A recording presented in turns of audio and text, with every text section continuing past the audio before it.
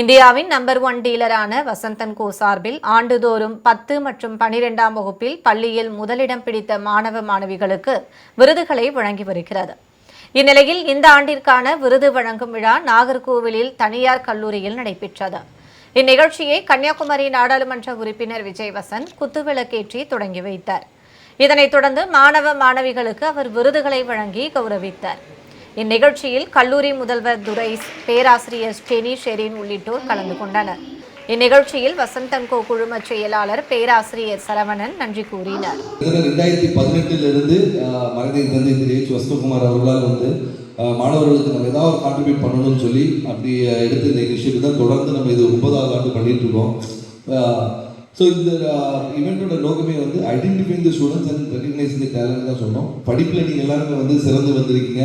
மேலும் மேலும் நீங்கள் வாழ்க்கையிலும் சரி, விளையாட்டிலும் சரி, கலைத்துறையிலும் சரி, எல்லா துறையிலும் உங்களுடைய டேலண்ட்டை வெளிப்படுத்தி பெரிய லட்சியத்தை நீங்கள் அடைய வேண்டும். அதாவது பள்ளிக்கும் காலேஜுக்கும் ஒரு டிஃப்ரெண்டான உலகம்.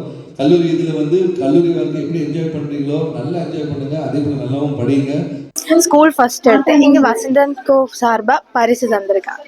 அதுக்கு நன்றி. 12th 586 மார்க் எடுத்தேன். ஸ்கூல் ஃபர்ஸ்ட் எடுத்ததுனால வசந்தன் கோ சார்பாக பரிசு தந்தது ரொம்ப சந்தோஷம்.